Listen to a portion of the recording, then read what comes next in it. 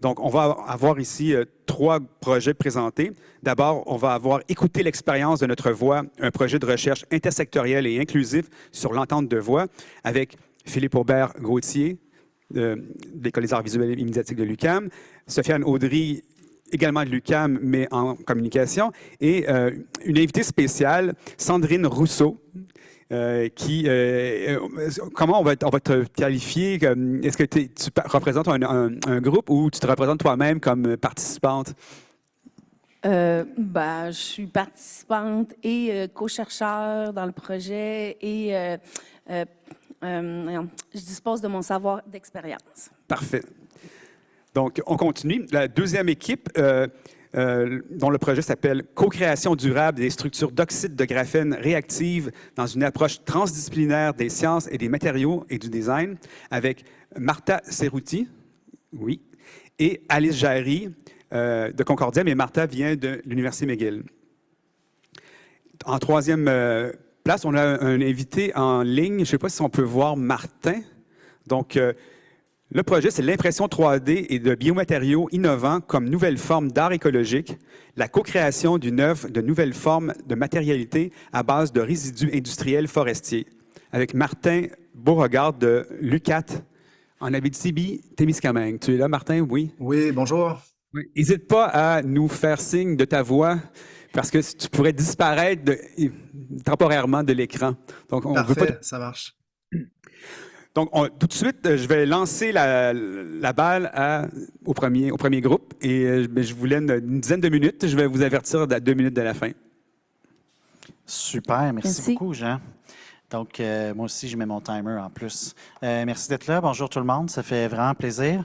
Donc, on va parler de ce projet-là dont le titre a déjà été nommé, mais en gros, ça concerne l'entente de voix. Donc, il y a des personnes dans la vie qui entendent des voix.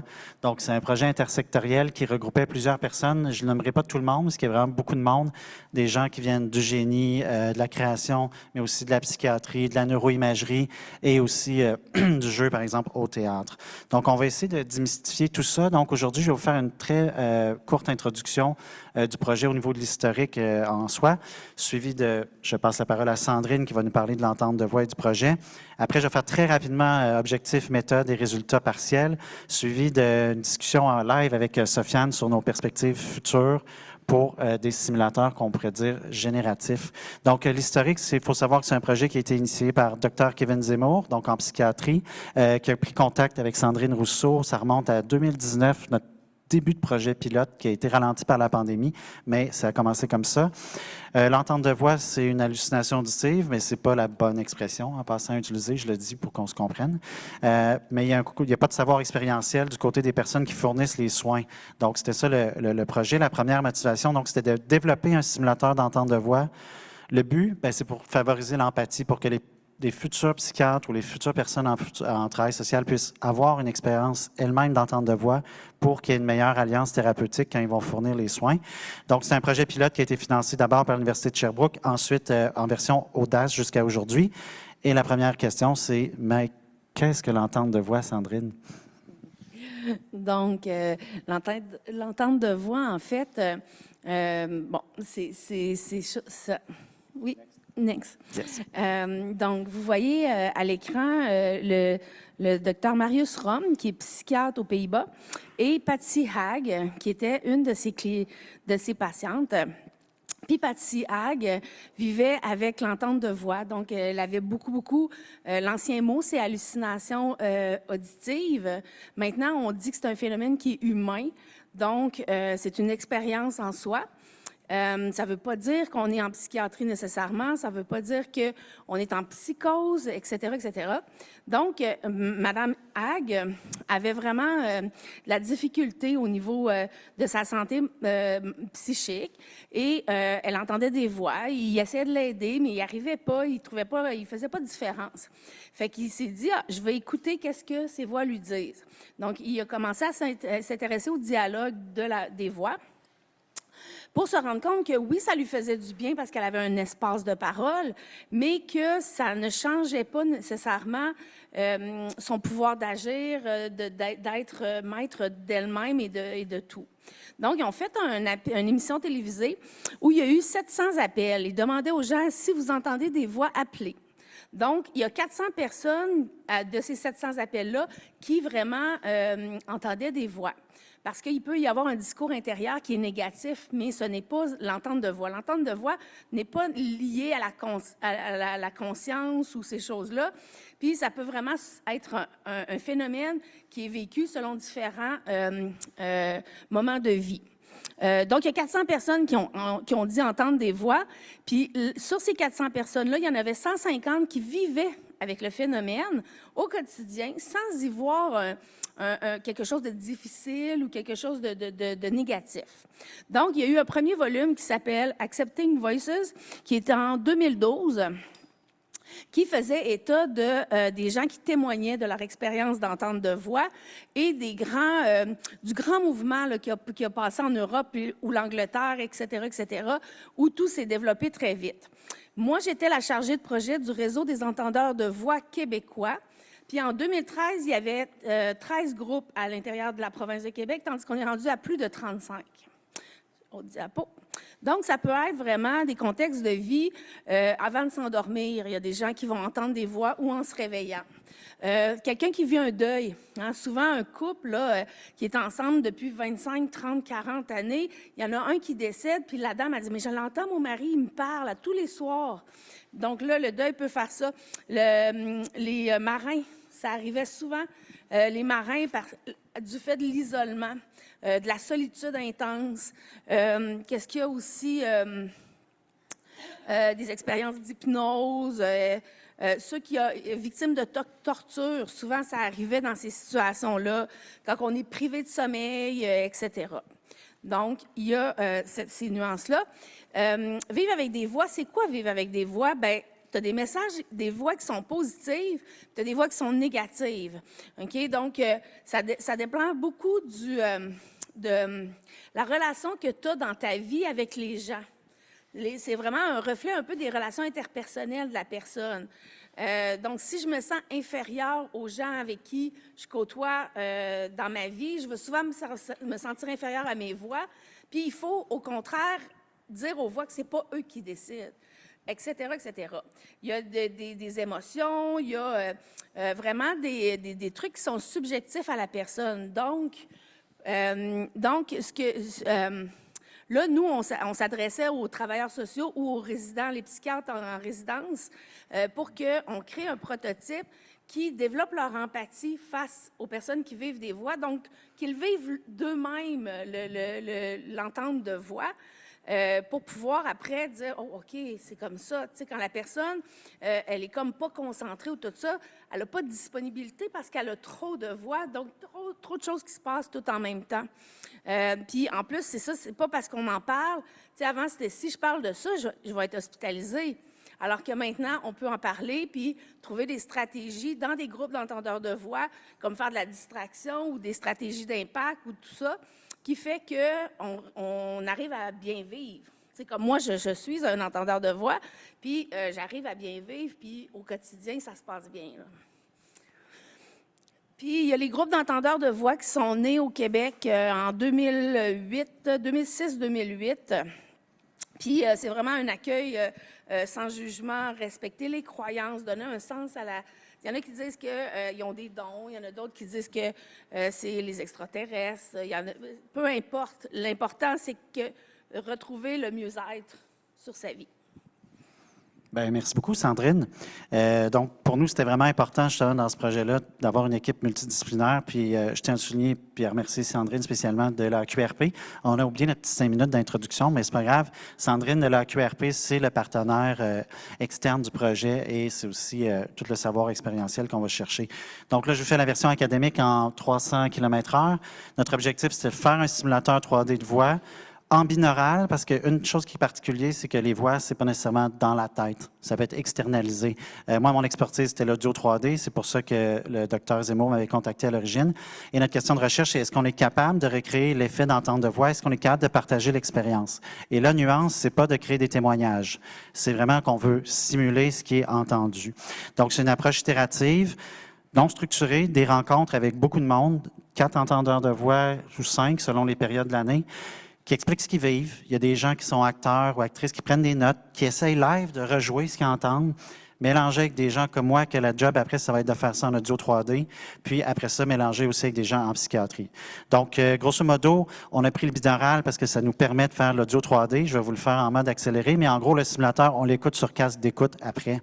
Et pour vous donner une idée, c'est comme 4 étapes. Il y a une co-création des scénarios avec toute l'équipe horizontale. Après ça, on fait des prototypes, on itère et on conclut que c'est terminé seulement quand les personnes entendeuses de voix nous disent « oui, ça ressemble à ce que je vis ». Après, il y a toute la partie recherche quantitative et qualitative. Ça, c'est juste un exemple de la création avec des personnes actrices en studio, enregistrées en audio 3D. On compare aussi les différentes technologies binaurales, stéréo, etc. Ce qu'on a fait en cours, on a 2 parties. On a des tests d'écoute pour évaluer est-ce que ça marche au niveau 3D, l'immersion. Puis après ça, on fait des entretiens. Le temps file à 200 000 à l'heure. Fait que grosso modo, je ne vais pas tout dire ce qui est écrit là, mais je vais aller direct au résultat. Et là, boum, c'est un tableau illisible. Et la conclusion, c'est « fail ». Fail. Parce que vous voyez, le binaural est en rouge. En gros, étrangement, le binaural n'a pas été capable de traduire l'expérience. C'est le stéréo qui a gagné. Et moi, dans ma vie, là, ceux qui me connaissent savent que ça m'a bousculé. Mais la morale de l'histoire, en réalité, c'est ce qu'on appelle ambi to bin, qui veut dire ambisonic to bisonic, ambisonic to binaural, qui nous semble plus prometteur pour faire par exemple, des simulateurs qui sont génératifs ou interactifs. On a aussi des expériences qualitatives qui ont été en cours avec 9 personnes présentement et des entretiens. Les résultats sont plutôt positifs. Pour l'instant, on est en train de traiter les résultats. Donc, j'ai juste 2 petits exemples. Donc, oui, certainement, il y a un effet, mais évidemment, là, l'entretien était beaucoup plus détaillé. C'est un entretien d'une demi-heure semi-structuré. Présentement, vers quoi on se dirige? C'est le mot de la fin. Avec Sofiane, on a cette idée-là. Présentement, c'est des trucs qui sont fixes, 45 minutes. Mais pour être plus proche de la réalité, ce serait cool que ce soit génératif, interactif. On a fait ensemble avec Victor aussi une maquette avec Audio Kinetic Wise. Puis là, l'idée, c'est de s'imaginer dans le futur, puis je te passe la balle. Ce serait quoi le simulateur de réalité augmentée le plus hot pour l'entendre de voix? Parce c'est ça. C'est peut-être pour s'avancer un petit peu vers la suite des choses, effectivement, c'est certain que l'expérience de l'entente de voix, ce que j'en comprends, c'est que c'est clairement pas un tape qui joue nécessairement toujours de la même manière. Ça va varier selon les situations, qu'est-ce qu'on vit au quotidien, dans quel environnement on est, quels sont les bruits qu'on entend aussi autour de nous. Puis peut-être aussi notre niveau, peut-être des états internes aussi, notre niveau de stress, notre niveau d'anxiété ou au contraire notre calme, des choses comme ça. Alors, dans une première étape, là, on a développé ce petit outil-là vraiment pilote qui permettrait de générer là, à partir de petits fragments des différentes expériences. Puis, ce qui pourrait être intéressant dans la suite des choses, c'est de pouvoir moduler ça, soit en réponse à des sons qui arrivent dans l'environnement ou des événements qui arrivent dans l'environnement, ou même à des états internes, donc avec, par exemple, des capteurs biométriques. Voire on pourrait capter des phénomènes un peu émotionnels comme avec le battement cardiaque ou la conductivité de la peau et réagir à ça pour c'est un peu les prochaines peut-être étapes au niveau là, artistique, créatif et technologique vers lesquelles on pourrait s'en aller en lien avec évidemment avec les gens qui ont une expérience du vécu de l'entente de voix. Oui, c'est là qu'on veut s'en aller. Fait que, boum, merci beaucoup. Merci. Donc, mais merci. Et puis, on va passer au deuxième groupe sur la co-création avec le graphène. Alors, bonjour tout le monde. Donc, je suis Martha Cherouti, professeure de génie des matériaux à McGill. Je suis Alice Jarry, professeure en design et computation arts à l'Université Concordia. Mon laboratoire, c'est le Biointerface Lab, où je travaille entre la chimie, la biologie et la médecine en faisant des matériaux où des matériaux biologiques comme les cellules peuvent interagir. Par exemple, là-bas, vous voyez un échafaudage en oxyde de graphène où il y a des cellules qui vivent au-dessus. Donc, moi, mon labo, le Biolab de l'Institut Milieu, regarde comment la technosphère impacte le statut de la vie sur la planète. Ce que vous voyez ici, c'est une membrane en biomatériaux présentée il y a quelques années au Centre Pompidou. Le projet, comme vous avez vu dans le titre, c'est appuyé sur l'oxyde de graphène. Qu'est-ce que c'est l'oxyde de graphène? Peut-être vous avez entendu parler du graphène. Donc, c'est un matériel où il y a eu un Nobel Prize il y a quelques années. C'est très, très léger, très fort, aussi conducteur d'électricité. Et l'oxyde de graphène, c'est comme un dérivé du graphène avec des fonctionnalités oxygénées, ce que lui permet deux choses intéressantes. Donc, ça, c'est la structure. Donc, à la base, c'est du carbone, mais en plus, il y a de l'oxygène. Donc, grâce à ces deux choses-là, il peut se dégrader. Et quand il se dégrade, il se transforme dans l'acide humique, qui est la même chose qu'il y a dans le sol. Et aussi, puisque il a aussi ces fonctionnalités oxygénées, on peut créer des suspensions aqueuses avec l'oxyde de graphène. Et à partir de cela, on peut filtrer les suspensions et créer des membranes. Et les membranes, ici, vous les voyez sur la gauche avec un microscope électronique en balayage. Vous voyez, elles sont faites comme de millions de petites couches. Et grâce à ces petites couches, elles peuvent fonctionner comme des filtres. Donc, l'eau va passer dedans, mais d'autres molécules ou d'autres ions ne passent pas. Donc, moi et Martin, on a commencé à travailler ensemble dans le cadre d'un projet pilote sur la filtration de l'air, les membranes d'oxyde de graphène. Donc, on s'est demandé comment les fonctionnalités de l'oxyde de graphène pouvaient permettre d'augmenter le potentiel de membranes filtrantes pour matérialiser la pollution atmosphérique. Donc, vous voyez ici différents échantillons, par exemple en structure de Baca ou en structure de papier. Donc, c'est vraiment ce projet préliminaire-là qui nous a permis de travailler ensemble puis d'établir une série de résidences croisées entre nos deux laboratoires, qui a permis à des chercheurs étudiants et postdoctorants de travailler, par exemple, une semaine dans mon labo, une semaine dans le labo de Martha, et qui a lancé notre projet Audace et cette nouvelle collaboration-là. Donc, l'objectif principal du projet, c'est de créer une nouvelle génération de matériaux dits intelligents pour les applications technologiques, environnement bâti, les arts, mais aussi de créer des structures qui visent à développer des nouvelles méthodes de collaboration entre artistes et entre scientifiques. Donc, notre projet s'inspire d'approches durables, s'inspire des principes du vivant, puis s'inscrit dans le champ émergent de la responsive architecture et puis de la soft robotics. Et ça marque une attitude, disons, située par rapport aux technologies qu'on utilise dans ces champs-là, qui utilisent par exemple des matériaux qui sont souvent un peu nocifs pour l'environnement, comme des matériaux à mémoire de forme, des contrôleurs, bon, on sait là, tous les bidules électroniques qu'on utilise là-dedans. Donc, l'oxyde de graphène, on s'est demandé comment on peut le rendre réactif, comment on peut en faire un matériau responsif et comment il peut réagir à son environnement, ce qui est quelque chose qui n'avait pas été réalisé dans le champ des arts et du design. Alors, quand on a commencé le projet Audace, notre objectif, c'était vraiment de créer une équipe transdisciplinaire où les étudiants de Alice venaient dans mon laboratoire et travaillaient avec mes étudiants à l'échelle du nano, ou micron ou centimètre, disons, pour créer cette structure en oxyde de graphène réactif. Et puis, ils allaient tous ensemble dans le labo de Alice pour les agrandir et les rendre à l'échelle visible par le public et les rendre aussi beaux comme en introduisant des éléments du design. Donc, un aspect clé de notre projet, c'était de réfléchir à des approches transdisciplinaires et comment on pouvait travailler ensemble dans deux différentes disciplines.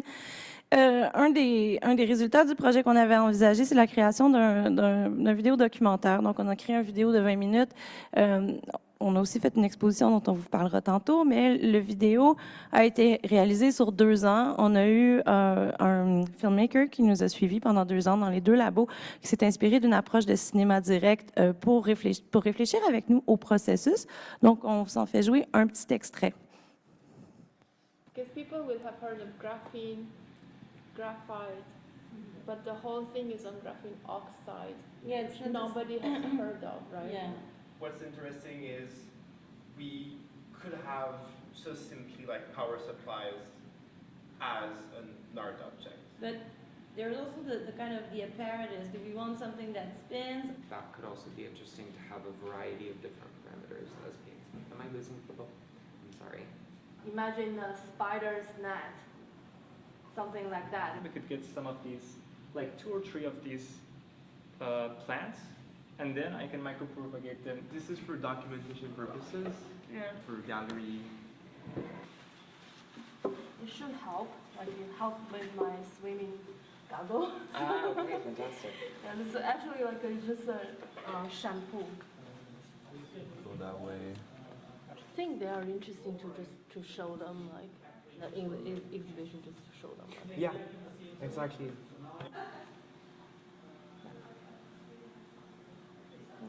Here. We know exactly where these are coming from. From winter jacket. From winter jacket. Not complaining. What's happening? Well, sorry. Yeah. But I was just wondering that, I mean, in the meantime, I have to do some research. Yeah. Turn off the lights Yeah. from 10 in the night to 6. Specifically, since, I don't know, like if you put it somewhere in the corner, like far away from the But sometimes people work at night here. urgent question, do you really need to close this too fast? It'll look nicer. Yeah, let's close the whole thing. But is that going to kill them? I'm worried about it killing them. They're kind of like acrylic nails. Easy to open. Yeah.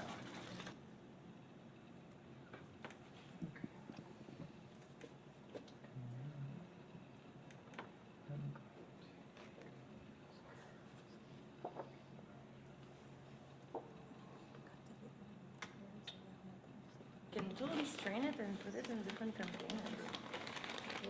Oh yeah, see? You have small and big. On va l'arrêter ici. Yeah. Juste avant la chanson.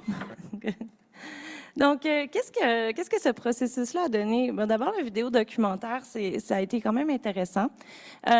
Pourquoi? Parce que c'est devenu non seulement un outil d'archive, mais un outil réflexif. Donc, quand on devait faire le montage du vidéo, on se mettait aussi à réfléchir à notre processus puis aux formes que l'oxyde de graphène pouvait prendre. Donc ça a donné lieu à des prototypes. Par exemple, je vais essayer de cliquer ici. Je ne sais pas si ça va fonctionner, ça va partir la vidéo. En théorie, oui, ça bouge, mais je ne suis pas certaine.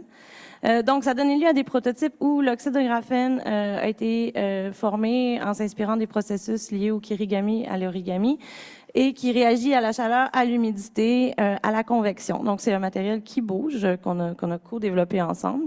Ça a aussi donné lieu à une exposition. Et l'exposition elle-même, plutôt que d'être un résultat, est vraiment devenue un processus de recherche qui a donné lieu à des nouveaux projets en développement. Oui, parce que dans l'exposition, on voulait vraiment montrer le fait que l'oxyde de graphène est biocompatible et aussi avoir quelque chose de beau et de visuel. Donc, c'est pour ça qu'on a décidé d'inclure les plantes. Et ça a apporté comme un nouveau projet scientifique. Et on a fait une demande maintenant dans un autre projet FRQ, donc projet Stratégia, programme Stratégia, et pour travailler sur l'économie circulaire de l'oxyde de graphène. On va voir les résultats jeudi. Donc, voilà, oui. Oui, puis juste pour conclure, peut-être, ça touche à des discussions qui ont eu lieu ce matin, mais qui ont aussi lieu hier. Certains défis sont liés à la collaboration. C'est pas toujours tout rose. Donc, c'est sûr qu'en essayant de travailler sur un objet matériel conjoint, sur une espèce de boundary object, comme il a été mentionné ce matin, l'émergence d'un espace tiers ou d'un third space, tel que mentionné hier, a été vraiment importante. Donc, ça nous a quand même pris 3 ans à arriver à une collaboration qui est fluide, qui est spontanée entre les deux disciplines, même si à la base, on avait quand même d'énormes affinités, disons, méthodologiques et même au niveau matériel. Bien sûr, il s'est soulevé aussi toutes sortes de questions sur les protocoles artistiques, les protocoles scientifiques, les visions partagées, et puis la question d'asymétrie, donc qui prend le leadership dans le projet et à quel moment, pour quelles raisons, comment on respecte les disciplines à travers ça. Et puis, oui, un autre défi, c'est un peu les résultats du projet. Donc, comment est-ce qu'on peut le transmettre? Par exemple, l'expo est valorisée dans l'ambiance artistique, mais pas dans l'ambiance scientifique. Ça compte rien pour un doctorat en génie des matériaux si tu as fait une exposition ou non. Et même les résultats hybrides ne sont pas toujours valorisés dans même les revues de performance. Donc, nous pensons que c'est encore un sujet où on devrait discuter dans l'ambiance académique de recherche transdisciplinaire. Bon. C'est ça. Merci pour votre attention. merci. Merci. Vous devancez mes questions. Donc, merci beaucoup. Est-ce qu'on est prêt avec Martin? Oui, je suis en ligne. Donc, ma présentation va être en deux formats, disons. Je vais prendre le temps de vous expliquer de façon plus schématique l'organisation de notre travail, notre vision de l'intersectorialité à travers ce projet.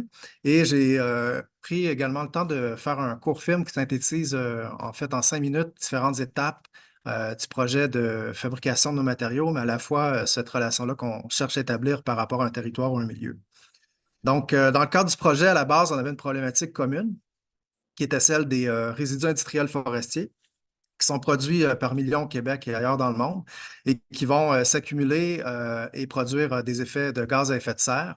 Et l'idée de ce projet, c'était de récupérer certains de ces résidus, notamment la cendre de bois ou les boues papetières, pour ensuite transformer ces matériaux et leur donner une seconde vie à travers le procédé d'impression 3D.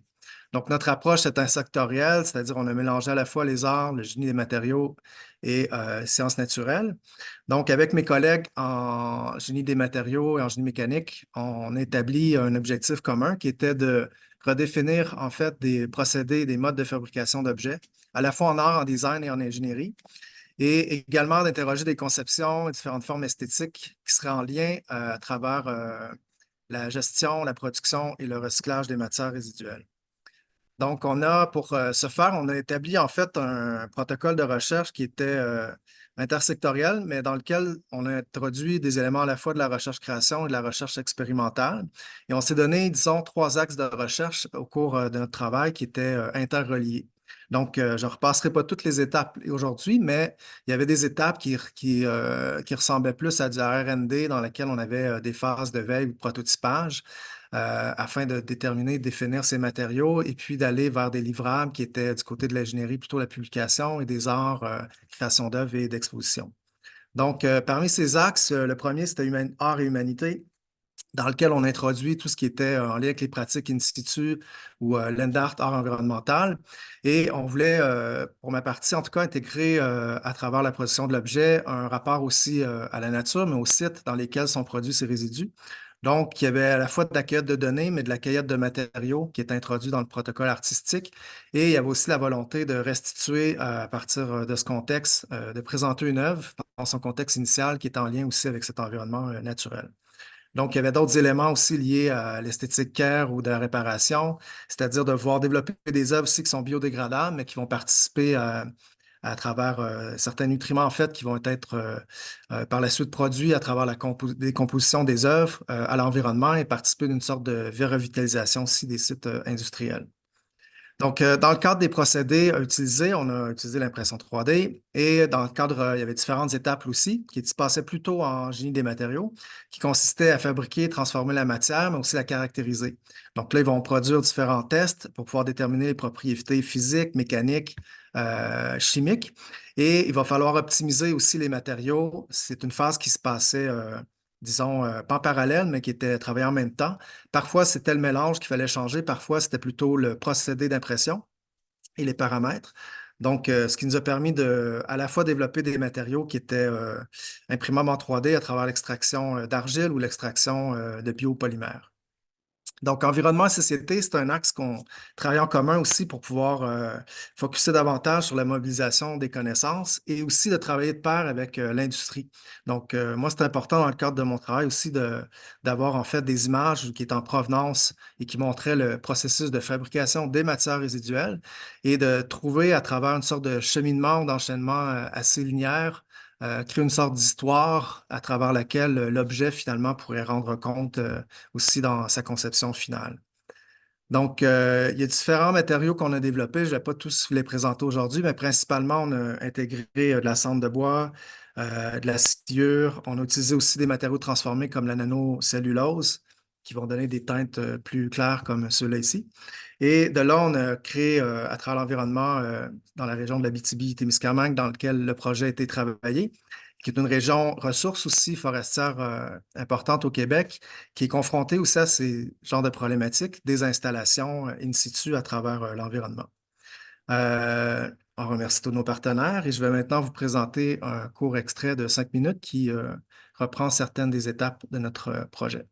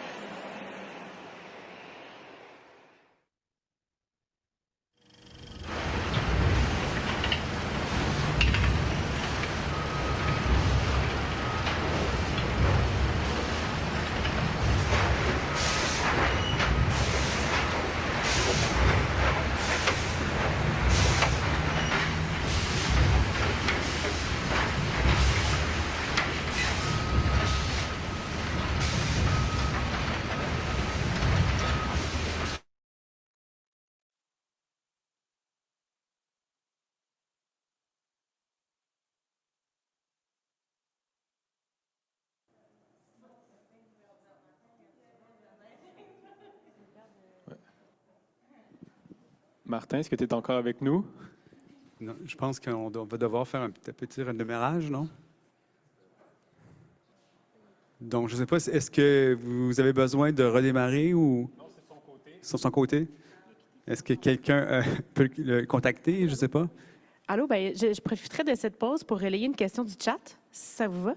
En fait, c'est une question pour le premier groupe qui a présenté, qui était, ben, je me souviens plus de tous les prénoms, là, mais vous écoutez, oui, exactement. Bon, et voilà. Et oui.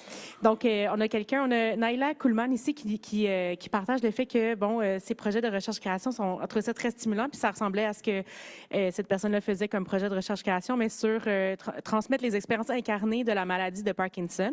Et cette personne se demandait quelles sont les meilleures manières d'évaluer l'impact des nouvelles innovations, j'imagine faisant référence au projet Arts et Sciences concernant l'entente de voix, et surtout la connexion entre l'empathie et d'autres objectifs qui pourraient être, par exemple, le Therapeutic Alliance, ou j'imagine l'alliance thérapeutique ou la connexion. Fait que comment on évalue des projets hors sciences dans ce contexte-là? Comment on inclut l'empathie aussi dans l'évaluation de ces projets-là? Je ne sais pas si ça fait du sens pour vous.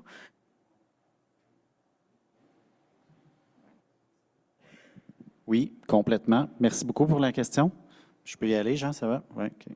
C'est vraiment une bonne question parce que je la vois, la question, à deux niveaux. D'abord, au sein du projet, comment nous, on a compris l'empathie versus quand c'est le temps d'expliquer là, aux organisations subventionnaires. Dans le projet, c'est drôle parce que l'empathie était le déclencheur. Tu me fais signe, Jean, si jamais... je peux parler longtemps, hein, si vous voulez, mais c'est pas mon but. Allez-y naturellement. Okay, parfait. Parce que l'empathie, c'était le déclencheur du projet, parce que les gens sur le terrain en psychiatrie disaient, on le voit, s'il n'y a pas l'alliance thérapeutique, si la personne qui donne les soins n'a pas une forme de connexion avec les personnes qui sont devant elle, ça va finir avec des pilules, blablabla. Donc, on partait de ça. Mais assez vite, en discutant avec l'équipe, on s'est rendu compte que déjà l'empathie, c'est déjà intense au niveau scientifique et de la littérature sur le sujet. Il y a même un formulaire. Ah, OK, 2 secondes, puis vous me direz. Il y a même un formulaire qui existe pour mesurer l'empathie de façon quantitative, mais on s'est rendu compte que nous, ça ne marchait pas pour nous. Fait qu'on a même rembobiné, puis on utilise le mot plus empathie, nous, comme motivation derrière le projet, mais on n'est pas capable de la mesurer. On n'est pas rendu là du tout. Donc, on s'est plus concentré sur des entretiens qualitatifs, à savoir est-ce que ça a un effet sur toi, etc. Et là, le but, c'est d'utiliser les entretiens qualitatifs pour faire émerger qu'est-ce que ça fait, pour là, après, retourner vers le quantitatif avec des mots plus précis que empathie, par exemple. Et je vais redonner le microphone. Bon, merci. Martin, on était rendu, je pense, à 2 minutes de vidéo, à peu près. Si tu peux nous lancer ça en se croisant les doigts... on est prêt à t'écouter. Parfait, ça marche. Désolé pour la petite coupure, l'interruption. On a un petit souci au labo. Donc, je relance la vidéo. Je vais partager l'écran.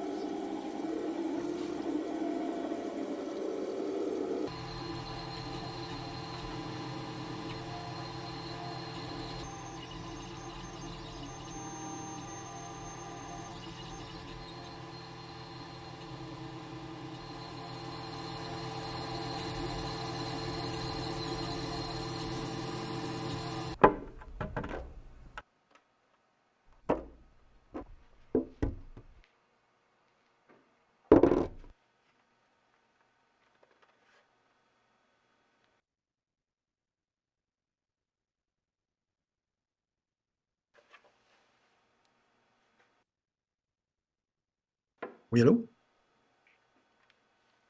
Oui, c'est bon, j'ai réussi à rebrancher, ça a reconnecté. Donc, j'ai relancé.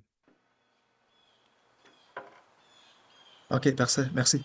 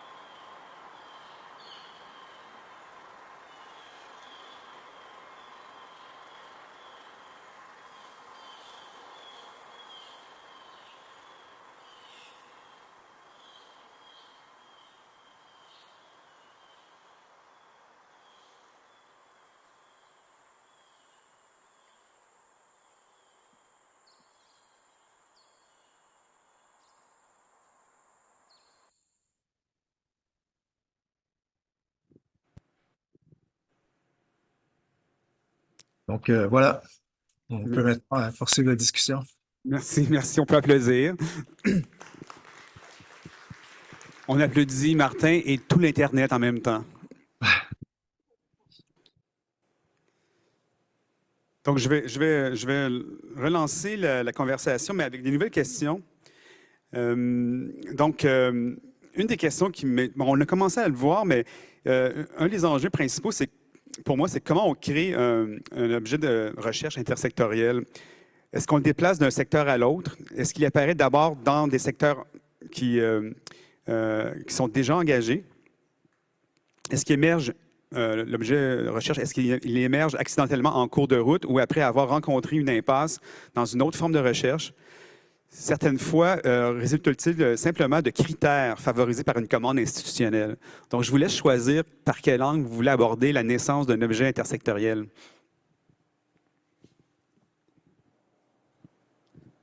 Je pense que j'ai un micro ici. Je vais commencer par des... Si j'ai des gens, oui, bon. Premièrement, je trouve que la question est dure à généraliser. Je pense que peut-être parler d'études de cas, mais je pense que dans notre cas, ça a été vraiment, premièrement, un désir de collaborer ensemble. Peut-être presque plus au niveau humain que matériel au début, parce qu'on s'est rencontrés, puis Martha a visité Faculté des Beaux-Arts, je suis allée visiter son labo, puis c'est là qu'on a trouvé des affinités matérielles et technologiques à développer, puis aussi des questions communes de recherche qui étaient porteuses, puis c'est à partir de là que ça s'est développé. Est-ce que c'est des problématiques qui viennent d'un projet antérieur? Pas dans notre cas. Je pense que ça s'est développé en cours de route. Mais je pense qu'aussi, c'est réaliser que la force de deux disciplines ensemble pouvait amener nos questionnements individuels plus loin. Je pense que c'est comme ça que c'est né dans notre cas. Yeah, I think it was a desire. I think Alyssa did it right. And also, like for the two of us, and also I think for me, and I think also for her, it was also a desire to give like something more to our students. Like the video kind of showed, in the process, the students kind of were changed by the process. So yeah, it was like kind of like also finding that we already started with some common ground, like even the names of our labs were sort of similar. So we thought it was it was going to be kind of natural to try. And then the graphene oxide was kind of like the excuse, right? Like I kind of showed it to her and she liked it, and then she had this filtration things going, and so that was kind of like an excuse to try something together. Donc, c'est plus une question de sujet que d'objet. Ben, dans notre cas, oui, du moins. Mais aussi, il y a quelque chose que j'aimerais souligner, c'est que, bon, les projets qu'on a vus ici sont extrêmement stimulants. Là, les trois sont extrêmement stimulants. Puis je serais curieuse de savoir comment ça s'est déroulé pour les autres équipes. Mais c'est que ça prend un temps d'adaptation pour trouver l'objet. Il faut comme il y a un temps de je sais pas comment dire, de dating humain, là, où est-ce qu'il faut que tu apprennes à te connaître, que tu trouves les méthodes pour travailler ensemble, que tu trouves les points de convergence, de divergence, d'itération, comme Philippe Aubert a mentionné. Donc, avant même de trouver que l'objet se crée à travers, je dirais, des contacts humains puis le développement de méthodes. Ouais.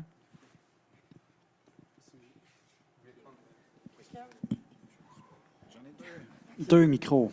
Merci. Oui, ben même chose pour moi. D'abord, c'est vrai que le mot intersectoriel, c'est à cause des FRQ qu'il y a 3 secteurs qu'on en parle. Donc, pour moi, dans l'exemple très spécifique de notre projet, c'était vraiment le côté humain. Aléatoire aussi. Dans le fond, c'est un nouveau prof qui était Dr Zemmour, qui arrivait à Sherbrooke, qui avait déjà cette idée-là de faire un simulateur, mais qui n'avait pas nécessairement l'expertise audio.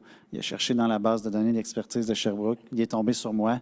Il m'a appelé. On a pris un café, mais en 2 heures, je n'ai pas respecté mon agenda du jour. On a eu une super conversation. Puis là, ça a fait boule de neige. Dans notre cas, Sandrine était déjà en discussion avec cette idée-là. Mais notre objet était déjà défini. Nous, ce qui était le fun, moi, c'est la première fois que ça fonctionnait comme ça, en tout cas, c'est qu'une fois que ça a déboulé, à force de parler un peu du projet pilote, parce que nous, on l'a fait pendant 2 ans avec un financement microscopique, bien, les gens y embarquaient. Puis un jour, moi, quand j'ai rencontré Sofiane, puis on fait des listes de projets, j'y parle de ça. Ah oui, tel truc, interaction générative, il faut que tu embarques. Ah oui. Puis il y a un effet de appeal. Puis l'équipe s'est comme bâtie, en fait, autour, je dirais, boule de neige. Mais personnellement, moi, c'est la première fois que ça fonctionne comme ça. Après, il y a tout. J'avoue que nous, un des défis que moi, je n'avais pas vu venir, c'est que ben là, quand tu es rendu à 12 personnes, c'est le doodle de Satan. J'ai commencé à appeler ça comme ça.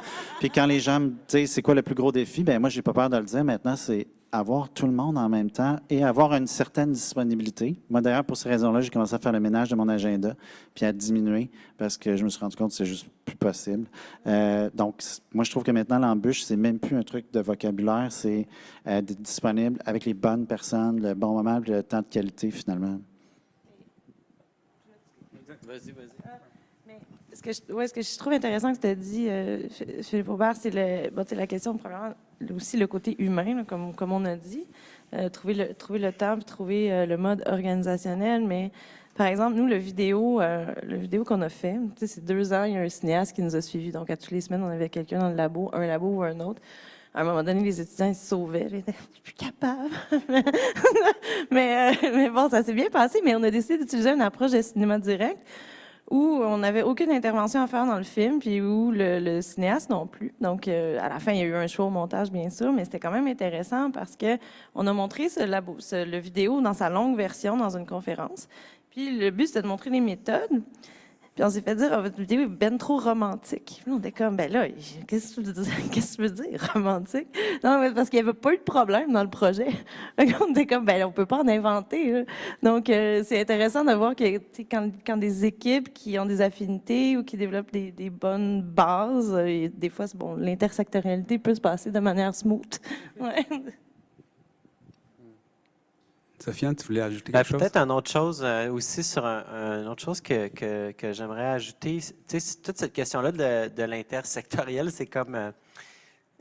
en tout cas, je ne sais pas si... Là, je vais parler un peu pour moi, mais je pense que ça s'applique quand même à pas mal de gens ici. Tu sais, moi, un peu comme Philippe Aubert, tu sais, je viens du domaine... Je viens plutôt du domaine de la science et du génie, puis j'ai aujourd'hui, en fait, depuis un bon bout de temps, je suis plutôt dans le secteur des arts. Mais au quotidien, là, ce que je fais, c'est transdisciplinaire. Ça va au-delà de ces secteurs-là. Fait que, en tout cas, de mon point de vue, c'est un peu, j'étais un peu comme...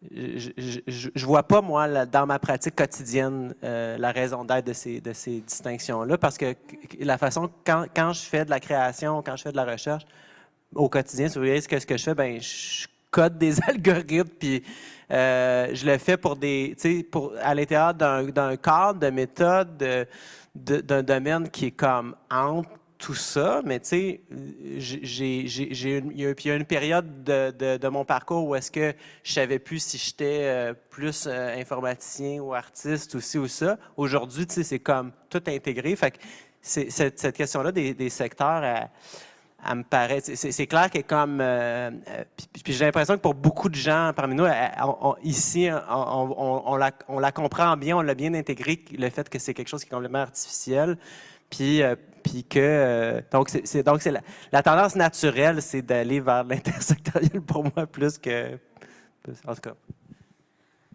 Bien, non, je trouve ça intéressant ce que tu dis parce que c'est vrai que, au moins dans ma pratique de tous les jours aussi, ça navigue entre tout ça.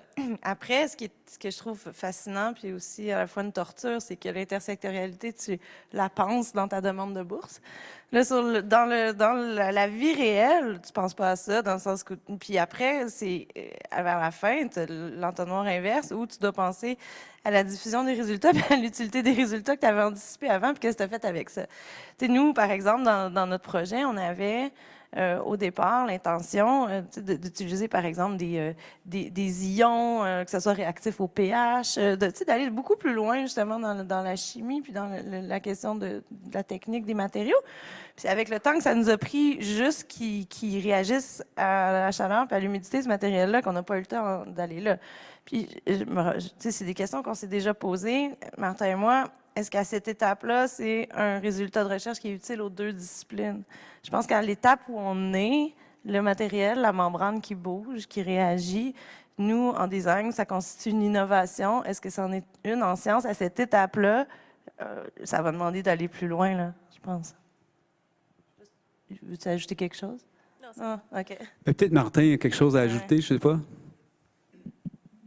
Oui, ben, je pense qu'il y a peut-être deux éléments que j'ai en tête. Il y a une dimension plus symbiotique, je pense, qui s'instaure ou qui doit s'instaurer à la base, c'est-à-dire comment un va servir l'autre, sans tomber non plus dans quelque chose qui soit instrumentalisé, mais tout ça est guidé aussi vers la fin qui est les livrables.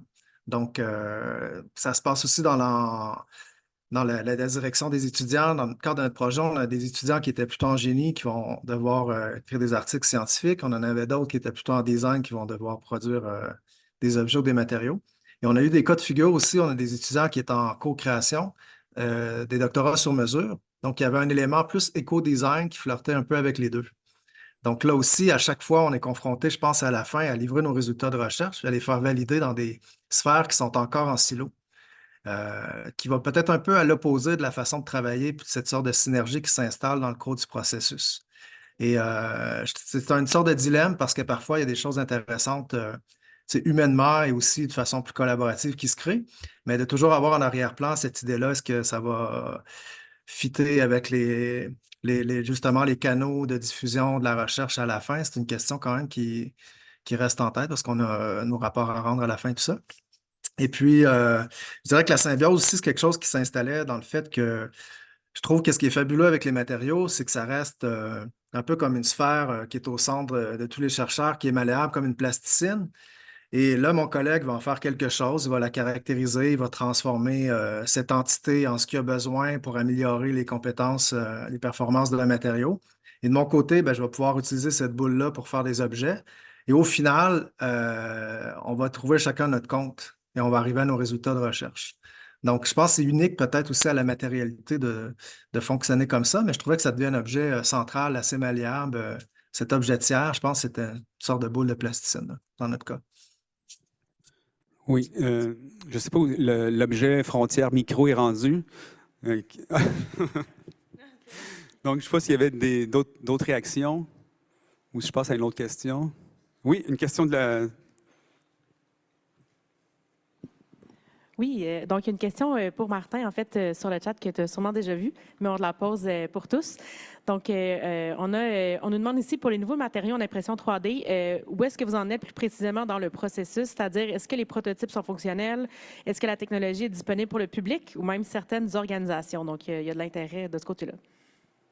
Oui, ben en fait, comment nous on fonctionnait, on a eu plusieurs matériaux. Tu sais, on en a présenté quelques-uns, on a travaillé avec la cendre, le bois.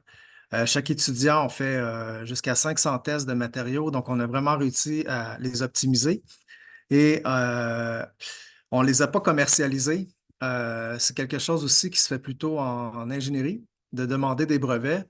Et mon collègue, lui, la façon avec laquelle il fonctionne, euh, il va travailler davantage à faire la recherche avec les étudiants, à produire de la recherche des connaissances à l'université, mais toute la partie brevet, c'est une autre étape de commercialiser un matériau. Et ce n'est pas quelque chose dans lequel on s'est engagé pour le moment. Donc, je vous dirais que les matériaux, après, ils sont aussi définis à travers les thèses, les mémoires des étudiants. Donc, on voit tous les tests qui ont été effectués, lesquels ont fonctionné, etc. Mais d'aller vers la commercialisation, c'est vraiment une autre étape, là. Et je vous dirais, c'était peut-être un petit bémol aussi, c'est ce qui serait intéressant quand même à l'avenir, serait peut-être trouver une façon d'en produire de ces matériaux en plus grande quantité, parce qu'une fois qu'on a fini le projet de recherche, c'est le cas notamment quand on dirige les étudiants en maîtrise ou doctorat, l'étudiant part avec son savoir, la thèse reste là, mais il n'y a personne qui va continuer à produire du matériau. Donc, je trouve qu'il y a une partie de la recherche qui est perdue en quelque sorte parce qu'après, elle se limite à l'espace-temps dans lequel elle a été effectuée. Et c'est vrai que ce serait bien de penser peut-être à l'université à des alternatives entre les brevets, la commercialisation, peut-être des modes de fonctionnement plus en coopérative à travers lesquels on pourrait être en mesure de reproduire à plus grande échelle pour la rendre plus accessible aussi au grand public, là. Mais je voyais que même s'il y a un brevet, ça ne veut pas dire que les résultats de recherche sont cachés. Je veux dire, vos résultats sont quand même déclarés. Parce qu'un brevet, c'est aussi une forme de publicisation des résultats. Ce n'est pas nécessairement le droit de l'utiliser, mais c'est le droit de le connaître. Oui, mais j'en parlais surtout par rapport à la production à plus grande échelle du matériau qui passe par la voie de la commercialisation et qui va être définie à travers un brevet. Et une des problématiques, c'est que c'est vrai que les résultats sont là, sont dans les thèses, mais la capacité, l'infrastructure pour pouvoir les reproduire est quand même importante. Si on a travaillé pendant des semaines avec certains mélanges pour produire les particules. Chaque bobine, ça a été parfois l'équivalent de 700 000 une fois qu'on avait optimisé le matériau pour le reproduire avec une quantité de travail de temps quand même assez importante.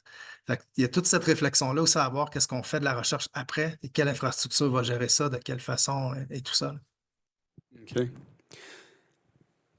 Oui, tu l'as.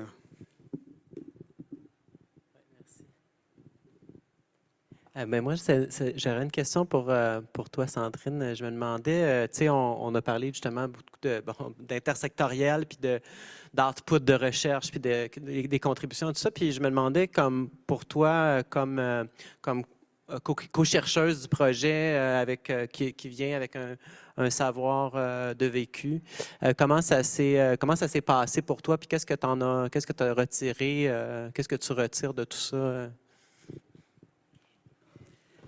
C'est une très bonne question. J'ai un chapeau aussi de vécu expérientiel là, avec un trouble mental. Puis je suis coordonnatrice du programme de formation des parents aidants. Les parents aidants qui travaillent, c'est des personnes qui vivent avec un trouble de santé mentale, qui sont rétablis, qui suivent une formation, puis qui vont travailler dans le réseau de la santé mentale.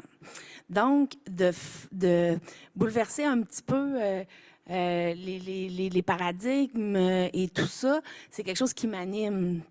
Puis l'entente de voix, ben c'est ça, on est dans la QRP, en fait, l'Association québécoise pour la réadaptation psychosociale, pour laquelle je travaille. On est un carrefour de formation sur les meilleures pratiques en santé mentale. Donc, on a des choses en émergence. Donc, les entendeurs de voix, c'était émergent. Puis dans ce temps-là, j'étais pas... là, je suis coordonnatrice là, du programme de formation. Puis j'avais comme chapeau aussi, j'étais chargée de projet du réseau des entendeurs de voix québécois. Il y a un réseau des entendeurs de voix en Belgique, il y en a en France, il y en a en Angleterre, il y en a en Australie, il y en a vraiment aux États-Unis, etc. Il y a un colloque à chaque année. Ça m'a amené à visiter là, en France, en Belgique, etc. Donc, quand Kevin Zemmour, en fait, on a reçu en 2019 c'était nous qui s'occupait de faire le colloque annuel là, de l'entente de voix. Puis Kevin est venu me rencontrer à ce colloque-là que j'avais travaillé pour l'apporter à Montréal. Puis ça m'a tout de suite emballée, tu sais. Puis ça va aussi avec le fait que je fais des rencontres dans des cégeps. Je vais parler à des étudiants qui étudient comme en travail social ou ils ont des cours en santé mentale. On est allé en ergothérapie aussi à l'université. Fait que, tu sais, que les futurs professionnels soient comme le but de développer l'empathie, en fait, parce que le premier vidéo qu'on avait fait en 2013, la personne disait « Moi, je parle pas de mes voix parce qu'ils vont m'hospitaliser. » Alors que maintenant, c'est tellement plus le cas. Fait qu'il y a même des psychiatres qui signent des prescriptions d'aller dans un groupe d'entendeurs de voix parce que ça fait une différence, vraiment. Fait que c'était ça mon leitmotiv, tu sais. Puis c'est ça qui m'anime dans le projet, c'est vraiment que on arrive, puis je pense qu'on va y arriver aussi à changer les mentalités, puis tu sais, de se dire la divergence, la différence entre les gens, puis tout ça. Ça veut pas dire qu'on n'est pas correct, tu sais. Ça veut pas dire que, tu sais, c'est plus tout négatif ou tout ça, là, tu sais. Fait que ça peut même être positif, tu sais. Dans mon cas, ça a été positif. Moi, ça m'a aidé à traverser bien des moments difficiles, puis tout ça. Parce qu'il y a des voix qui peuvent être positives. Oui, il y a des voix négatives, mais il y a des voix qui peuvent être positives, qui t'aident et tout, là, tu sais. Est-ce que je peux rajouter, parce que la réponse de Sandrine est vraiment importante. Ça fait écho à des éléments que Martin t'a amenés, puis toi-même, Alice, c'est que pour moi, ce projet-là était vraiment transformateur. Excusez. Puis, ça me tente quasiment même plus de valoriser ma recherche en disant « Ah oui, j'ai fait tant d'articles » ou quand c'est le temps de mesurer. Moi, de ce projet-là, ce qui m'a vraiment marqué, c'est de travailler avec tout le monde, parce qu'on était vraiment 50 50 Puis quand les 3 gars qui venaient de Trois-Rivières juste pour ça, puis qui ont passé des heures ensemble, parler de plein d'affaires confidentielles, en passant d'un certificat d'éthique, j'ai oublié de le dire, juste pour être clean. Mais je ne peux pas vous parler du détail. Mais quand à la fin de la partie du projet, où est-ce qu'on est rendu, ils ont dit « Hey, faut qu'on se voit pour qu'on prenne une bière. » C'était tellement le fun d'être décomplexé. Je dis « Ah, les articles, je m'en fous. J'ai plus envie de mesurer mes métriques de performance. » Excuse-moi, Sandrine. Dans ce genre de conséquences-là. Puis ce projet-là, moi, il me fait beaucoup réfléchir. L'intersectorialité était comme un prétexte de financement, mais au bout du compte, c'est plus tant ça qui m'anime de façon explicite dans le projet, c'est vraiment ce contact-là. Puis ce que je trouve encore plus fascinant avec le projet, c'est qu'on dit toujours « Ah oui, notre but officiel, c'est de faire un simulateur. » Mais je me rends compte qu'un des vrais travaux, c'est d'amener Sandrine avec nous tout le temps. Puis on présente tout ensemble, puis on parle du projet. Puis même ça a peut-être plus d'effet que le simulateur qui, lui, en passant, est confidentiel parce qu'il est encore en train d'être testé. Donc, j'ai l'impression que ça fait écho à ça. Puis un lien avec Alice. Funny thing, nous aussi, on avait par hasard un vidéaste qui a vu un article sur nous. Puis il dit « Je vais venir vous filmer pour le fun. » Faites rien de spécial. On n'a pas encore le output, on verra, mais je mise sur le même genre de stratégie, finalement, je pense, pour dire, il y a des choses qui se passent qui sont difficiles à mesurer ou qu'on ne peut pas mesurer ou que, dans le fond, moi, je ne veux pas mesurer. Fait il y a toutes ces nouvelles formes-là de valorisation. Puis je pense qu'il peut y avoir effet boule de neige. La preuve, on est là aujourd'hui, puis on en parle. Est-ce que YouTube va supplanter Nature and Science comme mode de diffusion? Ben non, TikTok, voyons. Non, mais j'aimerais aussi juste rebondir sur cette question-là, la dimension humaine, parce que je pense que c'est quelque chose qui a été extrêmement important dans notre projet, puis que ça s'est concrétisé comme ça, mais la manière dont des étudiants de 2 disciplines différentes ont commencé à travailler ensemble, puis ont commencé à transformer leurs pratiques, puis à comprendre les défis qui étaient inhérents à leur discipline. Juste ça, pour moi, ça vaut plus que n'importe quel article, dans la mesure où c'est beaucoup plus valorisant au quotidien. Mais tu sais, quand on parle, par exemple, des projets comme Audace, moi, comme tu tu as dit un peu, pas que c'est un prétexte, mais c'est une plateforme pour essayer des nouvelles choses. Je pense de là l'aspect haut risque, si on veut. Des fois, je remets en question la question de haut impact parce que ça amène une obligation de la quantification des résultats. Mais des fois, les résultats sont de l'ordre méthodologique et sont de l'ordre humain et sont de l'ordre des nouvelles choses qui peuvent émerger. Dans le sens que si on n'avait jamais fait ce projet-là, on ne serait pas allé vers Stratégia, qui est encore comme plus gros et différent. Donc, je pense qu'il y a des choses qui sont difficiles pour lesquelles il est difficile de trouver des indicateurs, mais qui sont particulièrement, disons, qui transforment ta pratique en tant que chercheur. Là. I want to add one thing to the discussion, which I enjoyed in our project, which was the interaction with the public. It's sort of related to what you guys were saying. That happened thanks to the exposition, right? Which is something that I would never have had as a professor in materials engineering otherwise. So because we did this show, we invited some kids. In fact, my kids' school, they came to visit. And so we had to it was a very interesting experience, both for us and for the students, because we told them, you have to try to discuss these things at a level that the kids will understand. And then the interactions that the kids had, the kind of questions that they asked about the plants, and even the teachers were really into it. And then I know that they did some projects in their school related to what they found, what they saw. So I found that aspect also very valuable, beyond the publications or whatever that haven't happened. So yeah, but I think I find that very motivating. So the fact that through these interdisciplinary projects we can involve the public in a broader, more meaningful way, I find it very interesting. Yeah. Bien sûr. Moi, je suis tellement content de perdre le contrôle que je vais laisser les choses aller. C'était seulement pour, it was just to ask how old your kid was, like what was the age group? Primary school. Wow. Okay. Bien, ce que je peux tout de suite noter, c'est que on apprend en recherche à aborder soit la manière qualitative ou quantitative, mais là, ce que j'entends, c'est beaucoup plus un aspect transformateur. Il y a quelque chose d'autre. C'est comme s'il y avait un nouveau niveau d'approche de la connaissance qui dépasse le qualitatif et le quantitatif.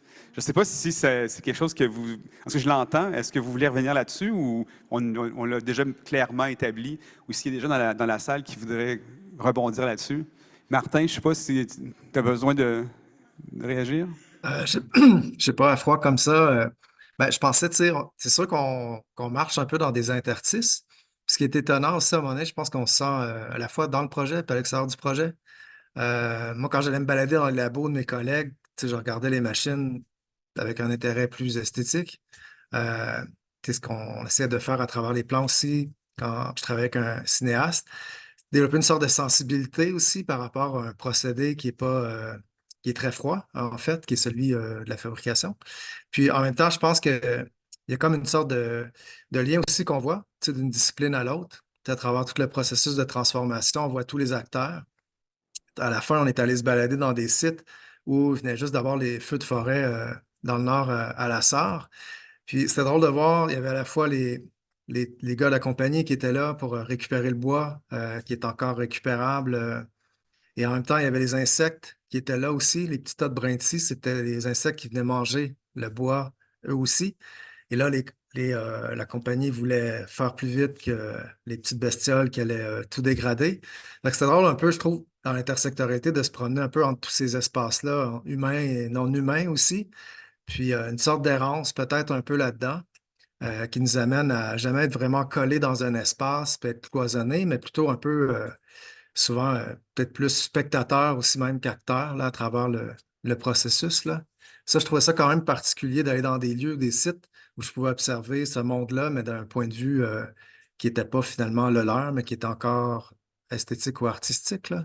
Donc, je trouve qu'on est privilégié de pouvoir avoir accès à ces espaces-là, puis les observer peut-être de façon différente aussi. Est-ce qu'il y aurait une question qui viendrait des internets? Ah, pardon, oui. Oui, où est le micro? Oui, excuse. Merci. En fait, j'ai deux questions pour l'équipe de Sandrine et compagnie, et ensuite pour l'équipe de Martin et compagnie. Est-ce que, quand vous dites, il y a un changement maintenant de nomenclature, on parle des voix, est-ce que ça a été dépathologisé, comme on dit, dans le manuel de ce qu'on appelle des maladies ou tout ça? Le DSM, donc le manuel qui... comme on a dépathologisé l'homosexualité il y a quelques décennies. Est-ce que ça a été le cas avec vous? Et après, ma deuxième question, ça va être pour Martin. Est-ce qu'il y a des programmes comme à l'ETS pour que les étudiants qui ont fait comme ça justement des fabrications puissent rester dans les locaux, recevoir des subventions pour continuer à développer leurs projets et les appliquer une fois qu'ils ont complété leur parcours? Donc, c'est deux questions.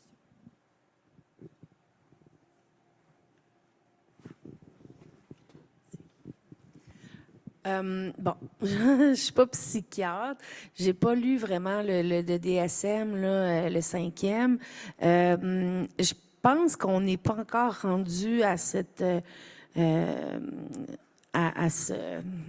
pensée-là comment je pourrais dire ça? Les hallucinations auditives, il reste qu'il y a des gens qui traitent ça avec des médicaments qui sont psychiatriques, puis qu'il y a un espace de parole quand même qui se crée avec les psychiatres puis avec le personnel de soins pour se comprendre, puis se choisir aussi. Tu sais, les voix, ils peuvent bien dire bien des affaires, on n'est pas obligé de faire ce que les voix disent, puis au contraire, on n'est souvent pas violent envers les gens, mais plus violent envers soi-même. Fait que c'est ça. Fait que, c'est de démystifier tout ça puis de dire c'est pas ça qui rend les gens méchants, c'est pas ça qui rend les gens violents, puis de dépathologiser ça, là. Puis ce qui est surtout gagné, là, c'est que c'est plus tributaire de psychotique. C'est pas parce que tu entends des voix que tu es psychotique. Fait que ça, c'est vraiment une avancée. Qui est véhiculée. Puis, je pense que en augmentant l'empathie, etc., on va améliorer les soins encore et encore. Puis, il y a beaucoup de monde qui vont être moins dans la souffrance, puis qui vont être plus aptes à accueillir l'expérience, puis à se dire, OK, j'accueille l'expérience, maintenant, j'essaie de mieux vivre avec. Hein, parce que je veux dire, on a tous des difficultés dans la vie, puis des fois, l'entente de voix, quand c'est négatif, puis tout ça, on a un pouvoir là-dessus. Tu sais, l'empowerment, comme on dit là, en santé mentale, on a un pouvoir là-dessus, il faut se responsabiliser, puis se dire, OK, je travaille pour... Puis les groupes d'entendeurs de voix, c'est des bons moyens.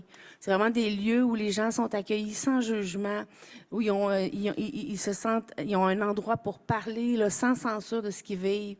Il y a de l'entraide entre pairs.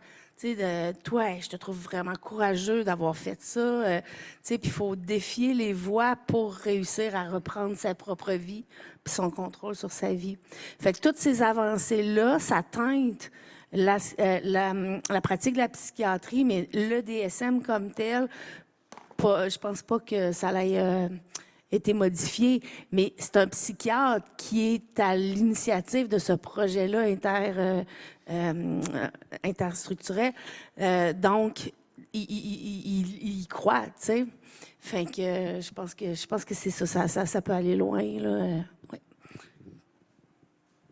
Merci pour la question. Merci Sandrine. J'en profite pour ajouter quelque chose qu'on n'a peut-être pas eu le temps de dire, là, mais des trois personnes qui étaient devant vous, qu'on a parlé, il n'y a personne qui vient du monde de la psychiatrie. Donc, moi, je ne suis pas capable de répondre formellement à la question, mais je crois savoir que, de ce que j'ai compris, c'est encore dans le DSM. Je ne sais pas sur quel mot exactement.